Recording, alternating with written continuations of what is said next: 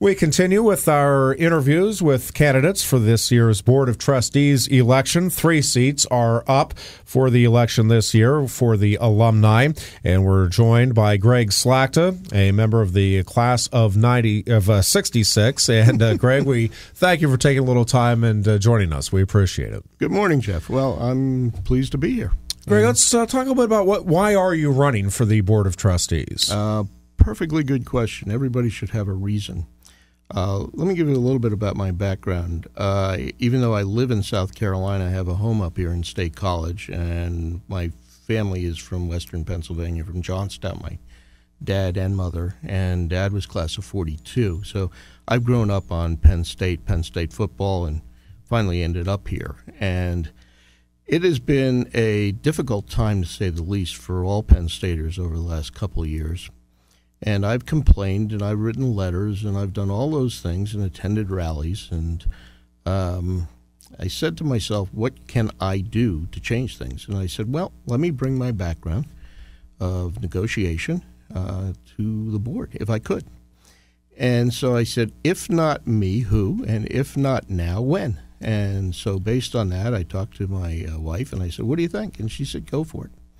So that's the reason I'm running. I'm running to change this governance and culture of the board. Let's start with a little bit of your background. What expertise do you have? What are some of the skills that you've learned over the years that you would think would be beneficial for the board? Well, I know we've had surgeons on this board before, and still have a surgeon on the board, the orthopedic surgeons. The urologic surgeon is quite different and does quite major cancer surgery, abdominal surgery, and trauma that's significant. And I come from a large teaching hospital in Western Massachusetts, so I've had a background in surgery. But more than that, I've been involved in medical politics. I have been the health policy chairman of the American Urologic Association, and I represented them at the AMA for 17 years. I was a principal negotiator for them at what's known as the RUC, the Relative Value Update Committee, which is a group of specialty societies, Healthcare Financing Administration, now known as CMS, and the AMA for fees. And there can't be anything more difficult than to negotiate with your primary care friends and colleagues and your other surgical friends as well for your part of the pie. So I've done that for years, and been involved in the politics of medicine, which I don't think are much different than the politics of government. I've been involved in local politics in Springfield, Massachusetts. Was on the town planning board. I've dealt with running campaigns in Western Mass and being a finance chairman for a mayor. So I've been on multiple levels involved in the political arena. I don't see this as being anything really different. When you look at this university and where it's at now and what the future holds, what is it that you're envisioning for the future of the university? What are some of the things that, as a university, Penn State needs to confront and do better as it moves into the future here? Well, we've had a blip in our reputation that's occurred in the last 2 years. But if you review the growth of this university by virtue of its presidents, going back to even before Eric Walker, each one of them has been faced with the same thing in growth.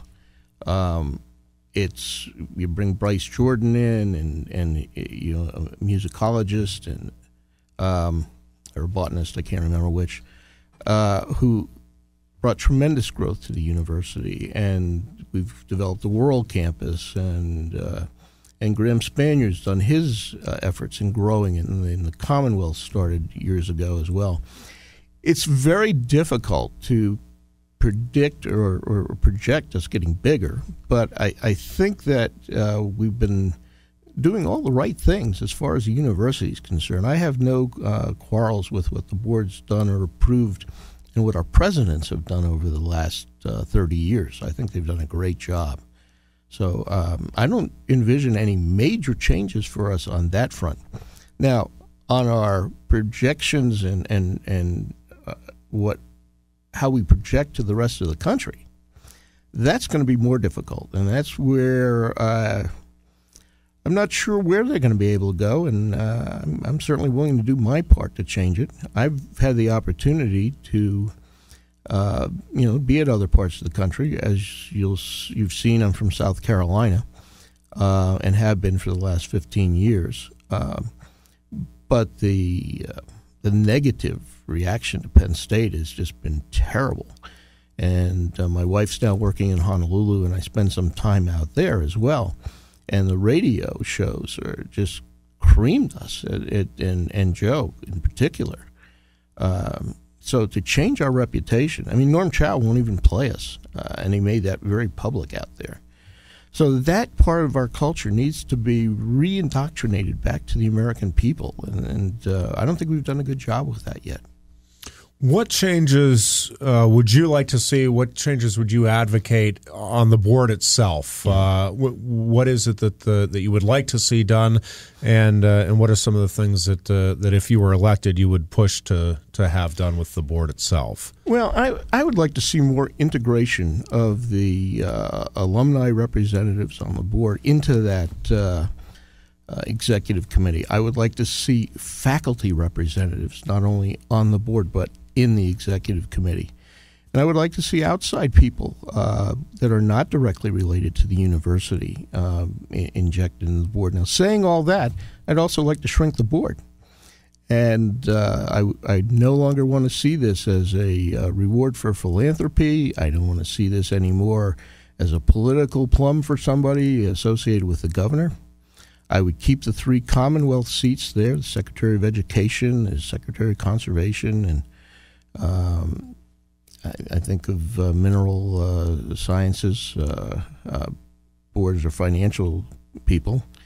But I would make sure that we had elections for those other trustees, the agriculture ones and the business and industry ones, that if they're going to be on the board, they're going to be elected by their bodies and not appointed. I would like to see the governor ex officio and the president ex officio on the board.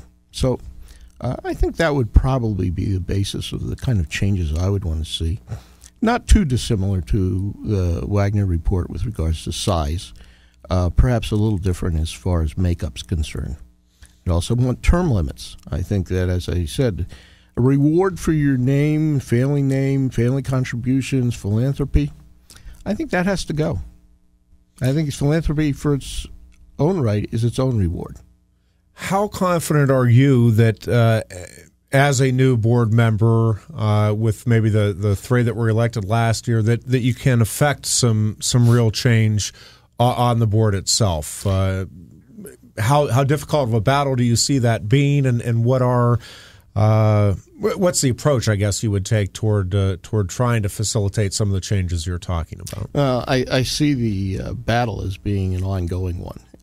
If we're going to change the culture of the board and the executive committee really running the whole thing without any major input, it's going to take a few years and quite a few elections. And even then, we're going to have to push for the governance changes because frankly, 9 alumni representatives are not going to make an impact until we can have a more responsible overall board.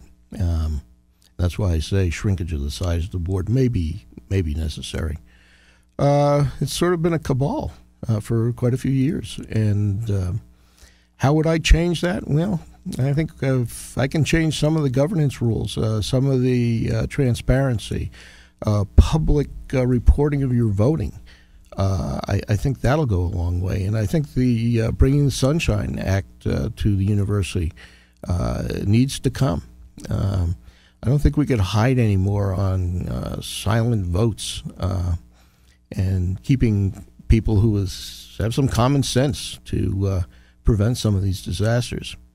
You know, I said that this is human error, and it's human error because we allowed the governance structure to be such that people can do that, and they feel entitled to do that. And I basically think, in spite of the fact that some of these people that are on the executive committee have great credentials, they seem to have a arrogant ignorance on a lot of issues. And I think that's the thing I could bring to the board.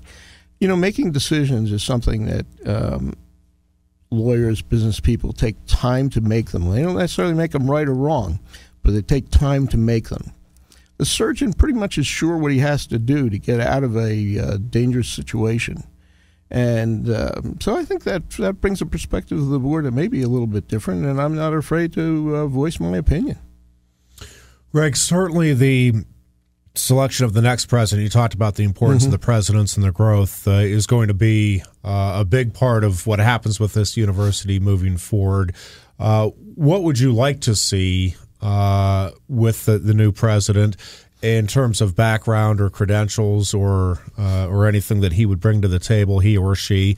And what do you envision the relationship between the board or yourself as a board member and the president being? Okay. First, let me say that past presidents of Penn State have had diverse backgrounds: musicology, botany, electrical engineering, political science. I don't think the background is significant other than that they've been in a position where they've been part of a major university as a chancellor or as the president and have some background in management.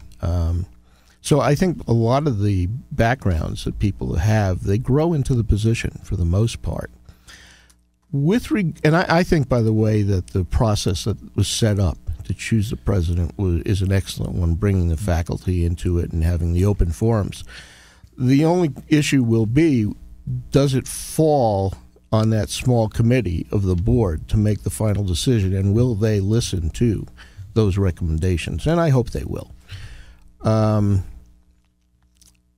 What was your other question about? Just your relationship, or how you see the relationship between the board and the president. Right now, the board has distanced itself from the responsibility of the good and bad, taking credit for the good and leaving the bad out to hang to dry.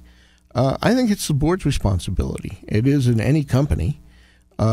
If something goes terribly wrong in a major company, not only does the president go, but generally the chairman of the board goes too. So I think we need to have that responsibility of governance. And I think if you have that responsibility, you're going to have better oversight of what's going on. And Greg, just about a minute or so left. Can you just, again, for the listeners, why should they be voting for you for the Board of Trustees this election season? Well, I think I can make a difference. If I didn't think I could make a difference, and that my background in negotiations, and I'll tell you, in dealing with patients for 30-some-odd years and never having a lawsuit against me, I think bespeaks the fact that I can communicate. And it doesn't mean that I've done everything correctly, that I haven't had bad results, that I haven't made bad decisions at all, but I can communicate. And I think that a person who believes that they've been included in decisions, that they've been advised of what was going on, and take a shared responsibility in the outcomes, I think they'll do well, and I think I could bring that to the board.